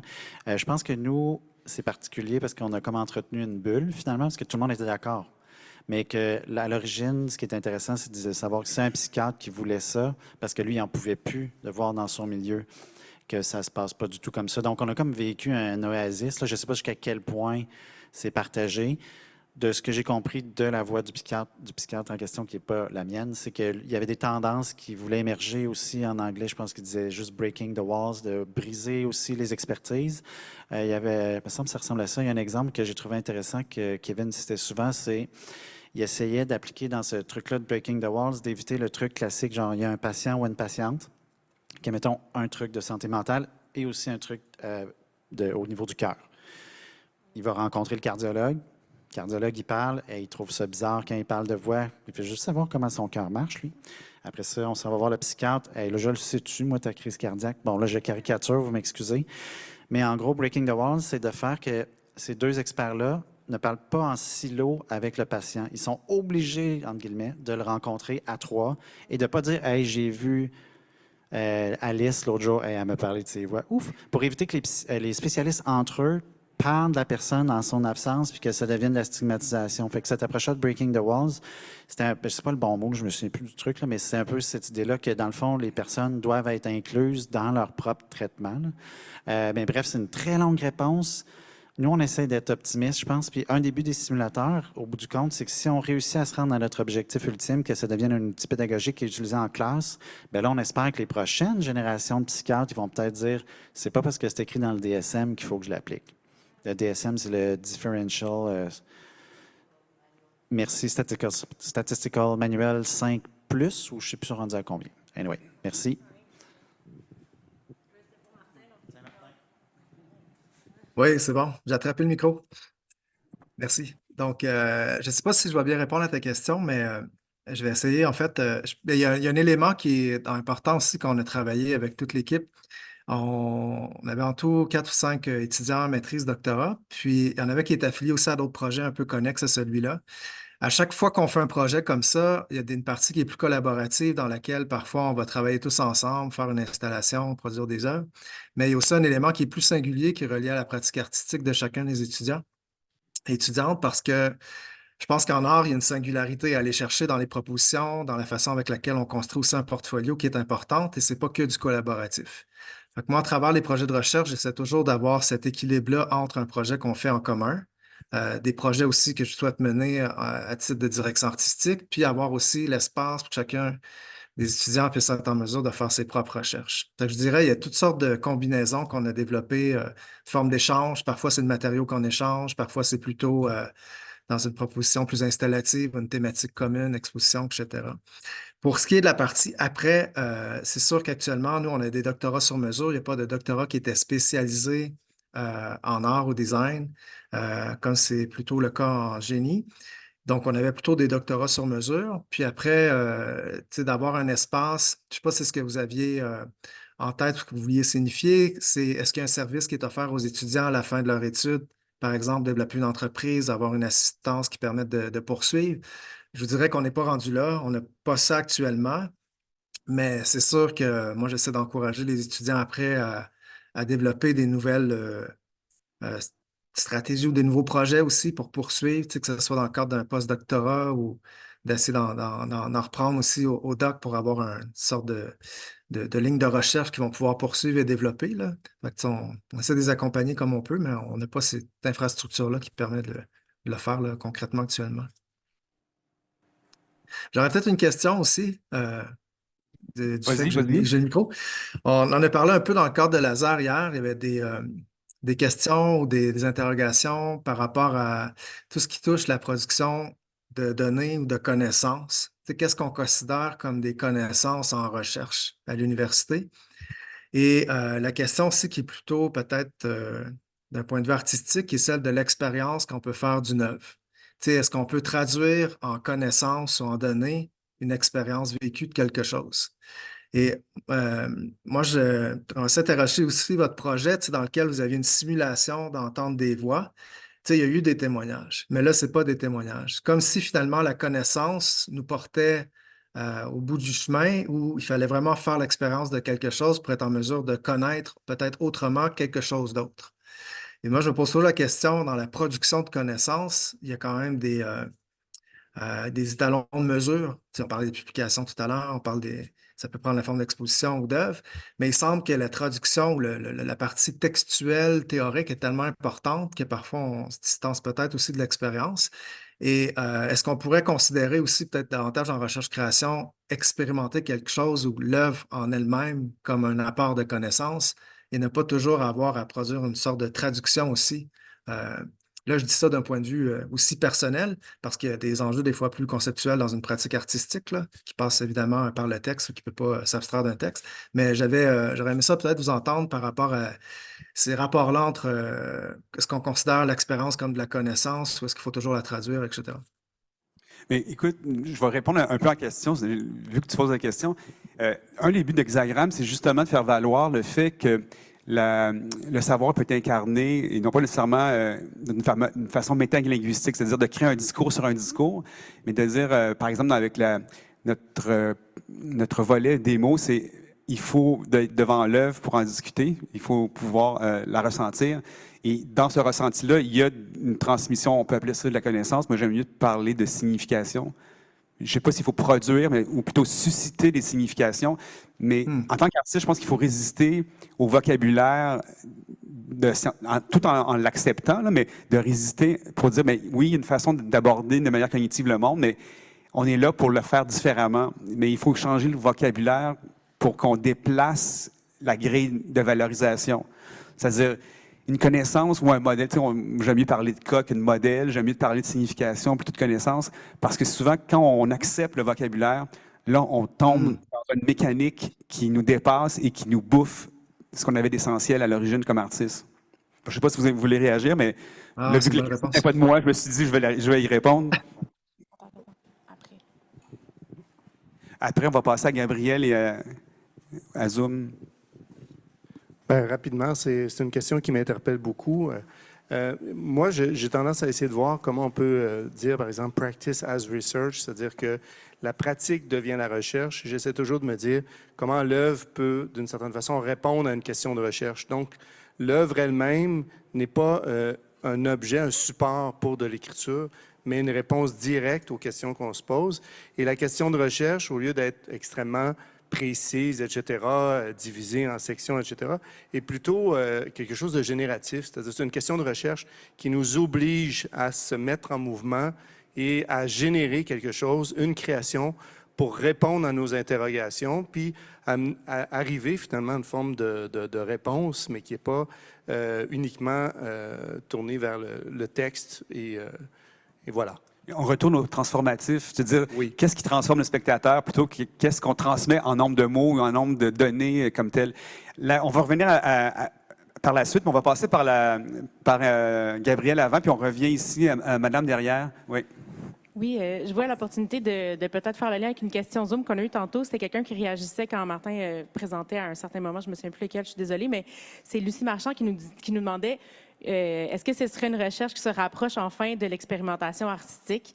Puis ça, à quoi j'ajouterais, en fait, on est ici dans une pièce où on conçoit les choses sous le nom de recherche-création. On a comme une genre de définition commune, peut-être tacite, mais est-ce qu'on voudrait fédérer plus de pratiques qui sont peut-être du artistic research ailleurs dans d'autres environnements? Est-ce qu'il y a un désir de faire connaître le concept de recherche-création tel qu'on le connaît ici ou comment les différentes pratiques peuvent cohabiter, même s'ils ne sont pas sous la dénomination de recherche-création comme telle? Je ne sais pas si la question de Lucie était en lien avec ça, mais je la pose. Oui. I'm going to say something even though I'm not the artist, because I find it very interesting that, so my interaction with Alice's group was that, yes, this artistic co-creation, it's a very open process, but I want to say that I think scientific research has a lot of similarities with this, right? So, like, you have to explore also as a scientist. And so, yeah, I find that if you're doing research, that's kind of, it should be your spirit, right? To be open to what you find. And the best scientific findings happen because of serendipity and because of mistakes, right? So you do something wrong and then you look at what you've done and you find, oh, actually that was quite interesting and maybe it helps me understand something else, right? So I find, again, we're kind of speaking of in silos in a way, right? With these kind of questions. Okay, this is kind of like artistic research. I want to disagree. I think it's more like it's research. right? Quelqu'un qui veut parler avant, puis tu vas répondre à Alice. Mais À moins que tu aies fait ad hoc, c'est magique. ad hoc. C'est pas le dire. OK. Non, mais je trouve ça très intéressant, Martha, ce que tu mentionnes au niveau de l'élargissement de recherche en général à la question d'heuristique.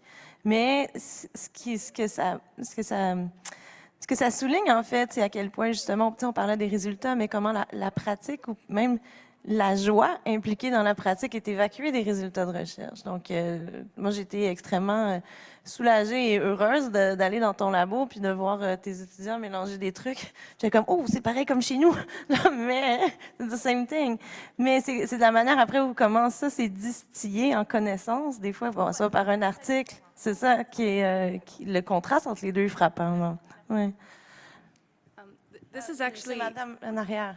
Sorry. Je vais reprendre le contrôle d'au moins un grand micro. Oui, bon, allez-y. This is actually really closely related. The conversation made me think of Isabelle Stengers, who's a physicist by training, but is quite a known philosopher. And she describes the obligations within relationships, in research relationships, and how pleasure and co-presence and co-creation can be drivers of research as well. So I guess the question would be, is like instead of framing the research output as knowledge or connaissance, or I mean, what would it mean to kind of frame research output as pleasure or joy or like obligations within a research setting and their kind of specific relationality?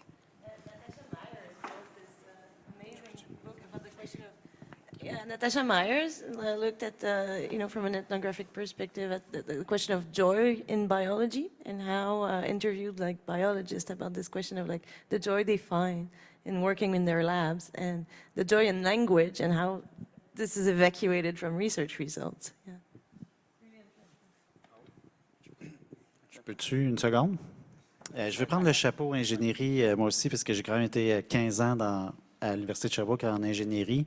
Puis, dans le fond, c'est juste que moi, mes collègues en ingénierie, il n'y avait pas le vocabulaire artistique pour parler de ce qu'ils faisaient, mais j'ai vu, de mes yeux, un setup expérimental, puis les amis arrivent, ils disent, ben c'est lettre. Ah, ben je vais le refaire. Oui, mais marcher, non, mais c'est lettre.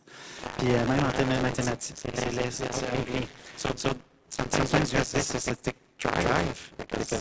C'est pas un gros setup de laboratoire. Tu vas peut-être avoir quand même une chance de changer. Fait que c'est proche de l'expérimentation artistique. Puis même en mathématiques, une des phrases qu'on entend le plus souvent, c'est pas une solution élégante. Ouais, ça marche, mais c'est pas élégant. Mais je veux dire, ça s'arrête là. Puis tout le monde comprend dans la classe, OK, il faut recommencer. Mais au bout du compte, il y a quand même une grande parenté. J'adore le fait que tu as choisi le mot distiller. Comment c'est distiller? C'est juste que dans le fond, on n'a pas le même vocabulaire de terrain. Mais là, je ne parle même pas de méta-réflexion épistémologique, juste comme comment je vis ma vie au labo. Si je fais des choix parce que c'est beau, puis que je suis dans un laboratoire de physique, il y a quand même une parenté avec ce qu'on fait à l'atelier. Fait que c'est comme tu l'as dit, comment on distille. Puis je voulais ajouter un autre truc, mais j'ai oublié. Anna?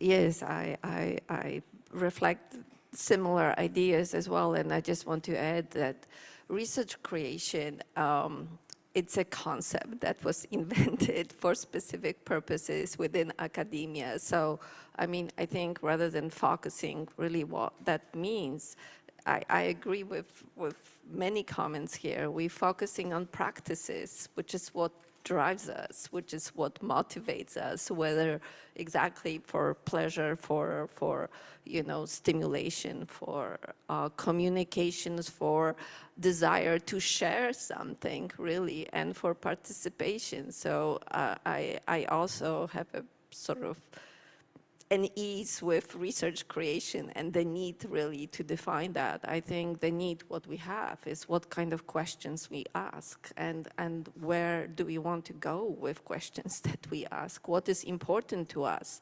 And in creation, that's what we do. By making certain choices, whether it's material or conceptual or ideas, we say that we are working with it because this is what is important to us. And then, it is important to me, and then you can ask, why is it important to me? Why do I want to share this with others? So I think that's kind of the really fundamental questions that we can ask about it. Thanks. Oui. J'avais une question. J'aimerais poser une question aux étudiants qui sont présents dans la salle. J'aimerais ça savoir, après ce que vous avez entendu dire aujourd'hui, vous sentez-vous prêt?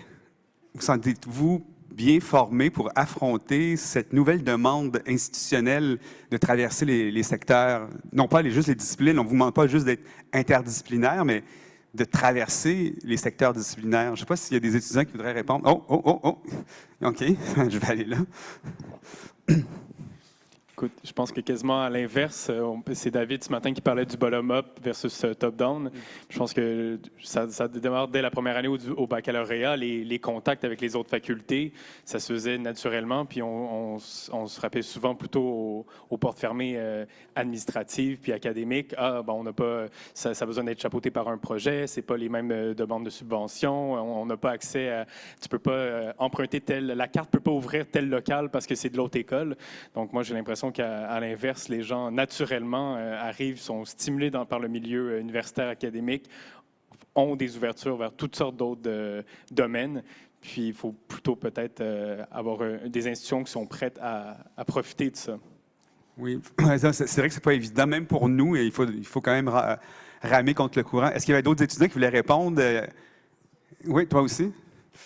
Oui, je me permets. Moi, je suis physicienne de formation, puis je me dirige peut-être vers la recherche-création en tant qu'étudiante, mais j'aurais envie de dire, il faut penser à est-ce que c'est possible de penser un peu comme Sofiane et Philippe Aubert plutôt nous disaient, de penser au transfuge de domaine, parce qu'on pense aux diades comme on a valorisé ce matin. On a dit, là, on a une belle diade artiste-ingénieur, mais est-ce qu'on demeure la même personne avec le même cerveau et qui a plusieurs connaissances dans différents domaines, mais comment on finance ces personnes-là ou comment est-ce qu'on veut d'elles? Veut-on d'elles? Voilà. Tu veux dire des gens qui sont qui traversent justement, qui sont trans? Qui traversent eux-mêmes dans leur propre formation, elles-mêmes dans leur propre formation académique, les différents domaines. OK. Vous sentez-vous bien accueilli avec Hexagramme? Pardon? C'est une infopub? Non, mais j'essaie de voir. Là, on est entre nous, il faut comprendre.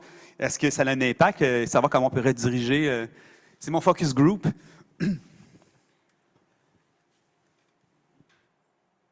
T'as le micro, la liste, tu me l'as demandé. Oui, mais je suis plus étudiante. La question, c'est pour les étudiants? Je ne sais pas s'il n'y a pas d'étudiants. Est-ce qu'un étudiant ou une étudiante voudrait répondre à cette question? Je vais peut-être parler de ma vie d'ex-étudiant. Ben oui, on l'a tous été. Témoignage. Non. En fait, oui, Hexagramme, ça a été très, très formateur dans la mesure où j'ai travaillé, j'ai été membre étudiante.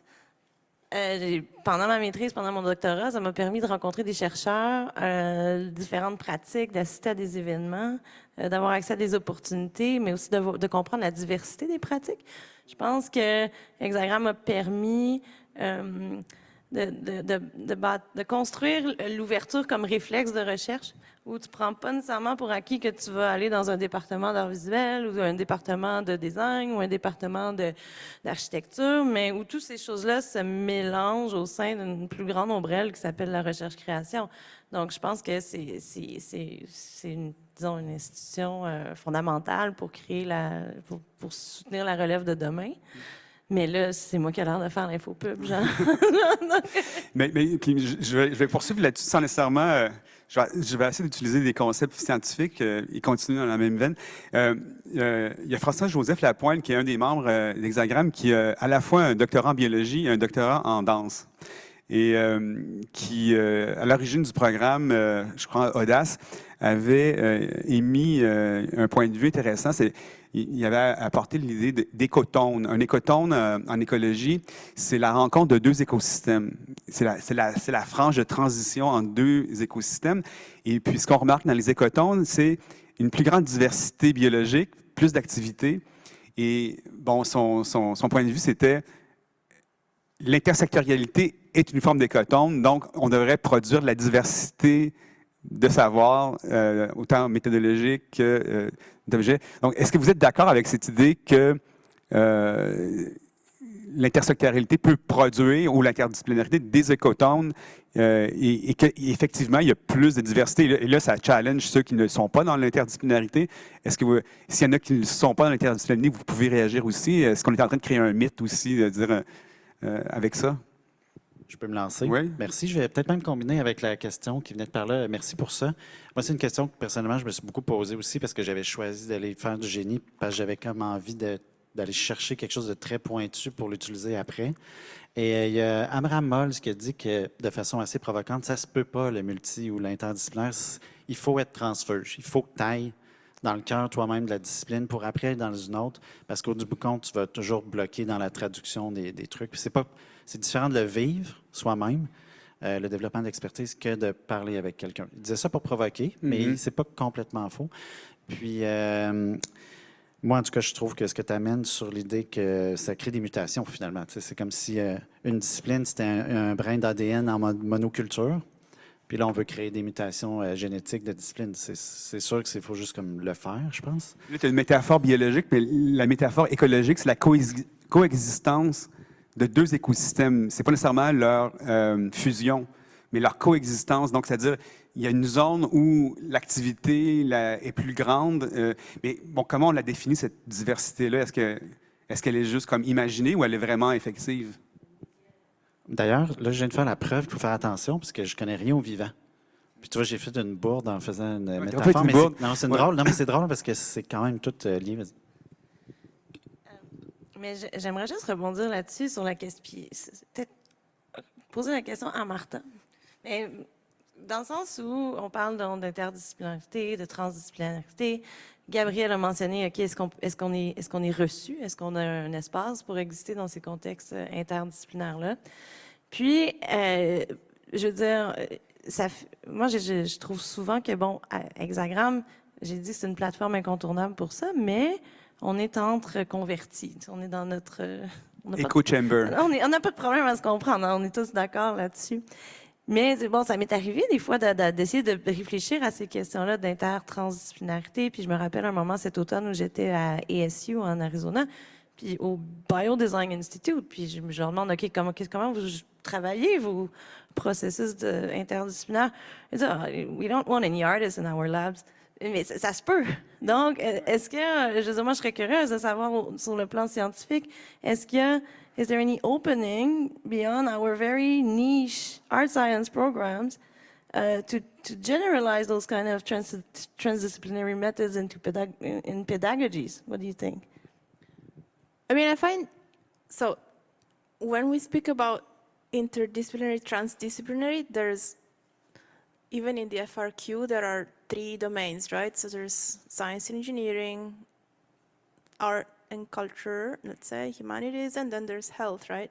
So for the scientists and engineers, interfacing with health is very much easier than interfacing with artists. So most of my work is interdisciplinary, but with medicine, right? I have only this one part of my research, which is with Alice, where I interface with artists. And so, I don't know, but the interactions with the doctors are completely different. Like there's, I don't know, I never thought about it. Could I have a research project with, like I've had research projects with doctors, but the interactions are quite different, I would say. Like we learn from each other, but I don't think we kind of transform into each other. I don't know, it's a bit different.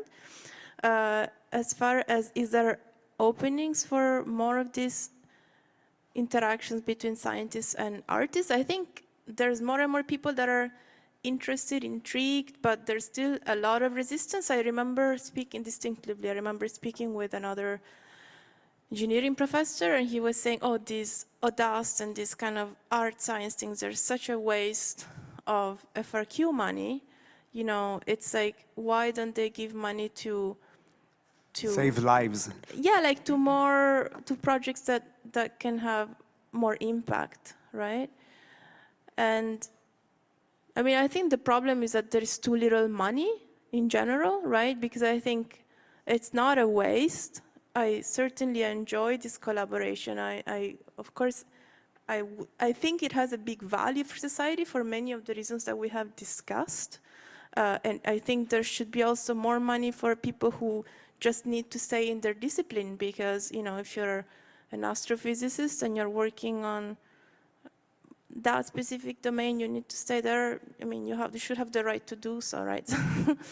So, I don't know, I think there is still opposition, and I understand that perspective as well, but I think there's more and more, I don't know, just in my faculty, they started discussing, oh, we should have more expositions of artistic works in engineering, right? And actually, the interaction between Alice and I happened because the Dean of Engineering of McGill decided, oh, in McGill there is not enough art. We need to go to Concordia to introduce these engineers to artists. And so then there was this little group of engineers who were kind of already interested in this idea, and we went and visited them, right? So I think there's more and more opening, but there's still quite a bit of resistance. And I think if the government decided to give more money to research in general, the resistance would shrink, right? Because the pie is bigger. There's no more problems that we are sucking out money to kind of more important research to do this research that is nice but doesn't have a direct implication on saving people's lives, right? So, I don't know. Martin, je pense que tu veux réagir, non? Oui? Non, mais je sais pas. Je sais pas, Je sais pas. Je pensais, non, mais merci de me donner la parole. Je pensais peut-être, c'est pas une question économique aussi à travers ces enjeux-là dans la recherche. C'est-à-dire, souvent dans le domaine de l'ingénierie, on va demander quand même est-ce que les résultats peuvent peut-être avoir un potentiel économique, ou en tout cas une industrie va s'acquérir une certaine technologie parce qu'elle va avoir un gain financier à faire, de productivité, elle va se trouver des sous, etc. Puis tandis qu'en art, souvent, j'ai l'impression qu'on fait les choses sans forcément, ça dépend. Après, il y a un marché de l'art aussi, mais à la base, c'est plutôt à titre d'expression peut-être plus personnelle. C'est peut-être un cheminement plus heuristique qui est différent, sans avoir ce lien-là, peut-être, ce rapport économique-là qui est moins prédominant. Je me demandais si c'est pas justement des questions peut-être plus de l'ordre économique aussi qui dirigent un petit peu la recherche, les représentations derrière tout ça aussi, là, qui rentrent en ligne de compte et qui font en sorte peut-être que les choses de la recherche s'orientent de différentes façons. Il me semble que la recherche-création, ça reste quand même quelque chose d'assez subjectif aussi. On ne tend pas forcément vers une objectivité. C'est quelque chose de plus intériorisé. On parlait d'empathie tout à l'heure qu'on retrouve dans d'autres disciplines comme peut-être la médecine aussi ou le care, des choses comme ça. Donc, il y a une dimension humaine qui est peut-être moins quantifiable ou qui est moins portée sur l'idée de faire un profit, mais plutôt de développer ou d'accroître certaines valeurs humaines qui, elles, sont importantes, mais qui ne sont peut-être pas suffisamment reconnues comme essentielles dans notre société. Je ne sais pas. Je pense un peu à voix haute, là. Oui, mais si l'art n'était pas si important, pourquoi l'art, quand on met un gouvernement totalitaire, pourquoi alors on s'attaque aux artistes en premier, aux intellectuels, s'ils sont inoffensifs et inutiles? Pourquoi ça devient la cible numéro 1? Et ça, il faut se poser la question. Qui est le... Oui.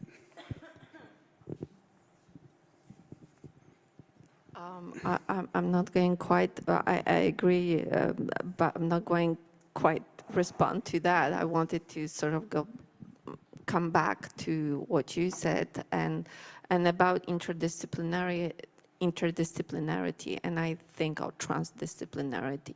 I think the question is that what we're dealing with is the specific models of educations that we have, and I think that's what it should be addressed. I mean, we have institutions that silos us into specific so-called disciplines, and we are educated that way. So by the time we get to university, and by the time you are going to be going higher and higher into your education, you're required to be more specialized as opposed to be more open.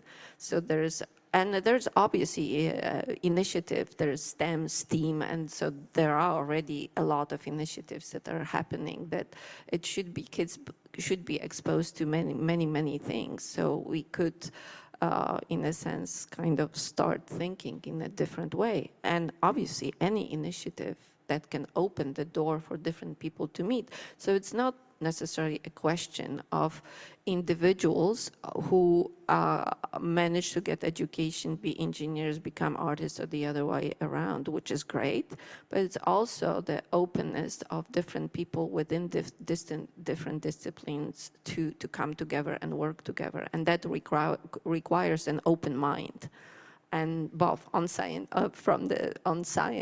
and as well as artists. I mean, some artists absolutely are not open too. So again, we shouldn't be saying, oh, it's just scientists. No, it's artists too that sometimes can be very closed-minded to say that.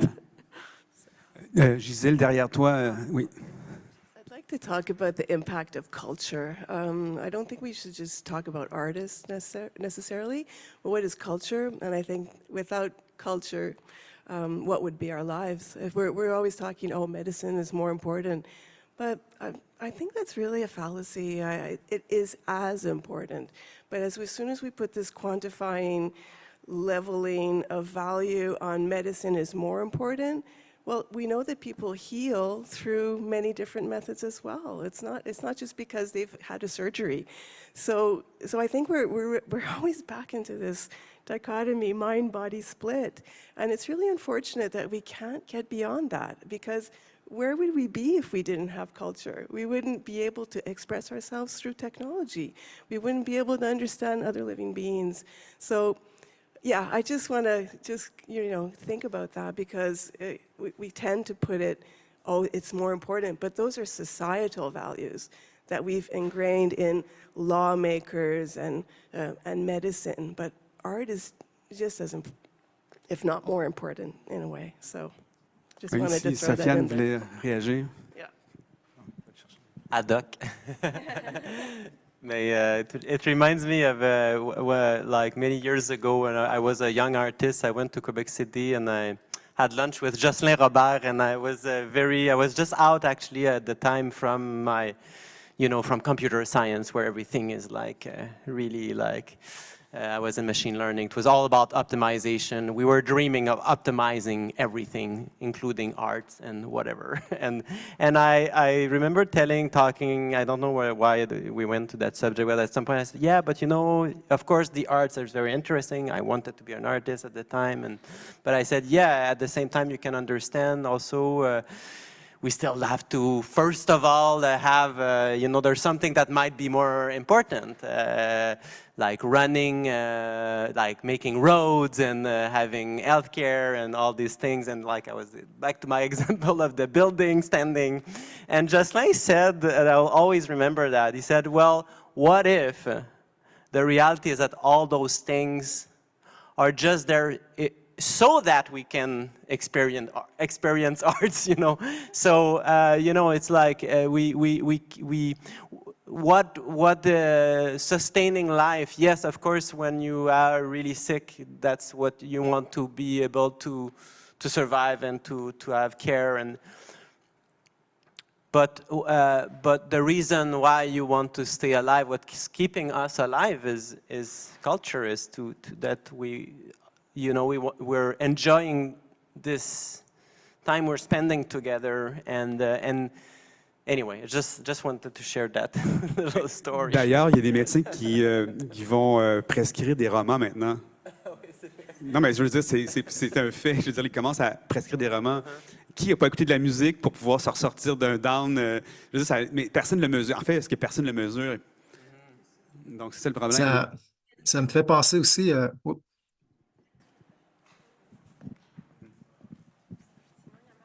Martin, vas-y.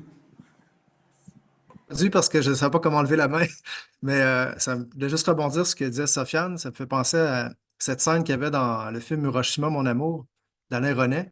Il y a un moment où il y a une manifestation contre la la bombe atomique. Puis sur une des pancartes, il est inscrit dommage que le gouvernement n'ait pas investi suffisamment dans les sciences sociales et humaines. Et ça montre un peu toute la complexité de l'être humain à finalement avoir entre ses mains une technologie qui n'est pas à même d'utiliser à bon escient. Puis bon, pour aller après dans un renversement du cycle des Lumières, que la science ne va pas forcément apporter le bien-être à toute la planète, mais je trouve que ça montre que l'humain est rien sans sa culture et sans ses moyens d'expression. Et je trouve qu'on voit dans ces catastrophes-là, finalement, cette ligne-là, peut-être à deux vitesses, une sorte de dépassement ou d'accident qui se crée parce que peut-être on n'a pas suffisamment considéré la culture ou les sciences humaines, là.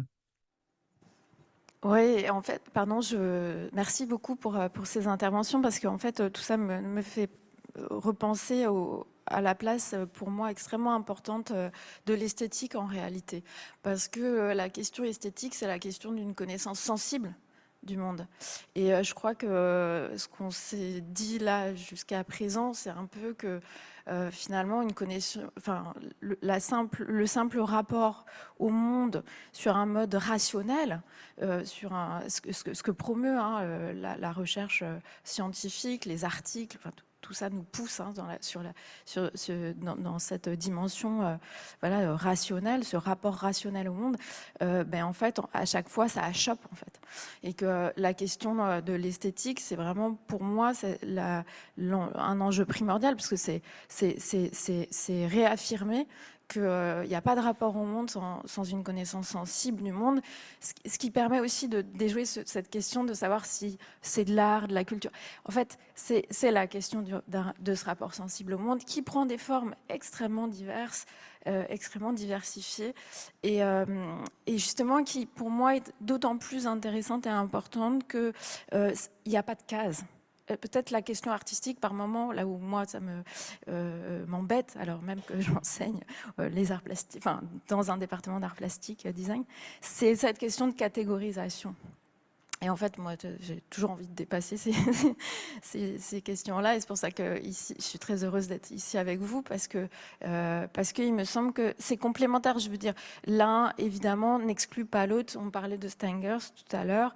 Stengers, elle est la première, évidemment, dans son approche à être dans une réflexion qui n'exclut pas, évidemment, le rapport, la connaissance rationnelle du monde, mais qui, elle affirme constamment que ça ne peut pas être suffisant, ce rapport rationnel au monde. Voilà, c'était juste pour... Merci. Je pense que toi aussi. Bon, Yann, et vous après, et on va devoir conclure. Oui. Ça ne sera pas très long. En fait, quand on parle d'Hiroshima, je disais Günther Anders, qui était le premier mari de Hannah Arendt, et qui parlait de l'imaginaire de la bombe. Et ce qu'il disait, c'était que la catastrophe était tellement immense que c'était presque impossible pour un être humain de figurer et de voir et de comprendre qu'est-ce que ça signifie en termes de destruction, etc.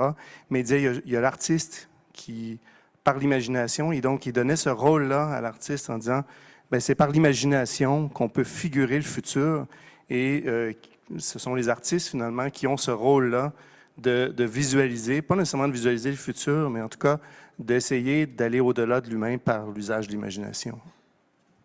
Merci. Bonjour.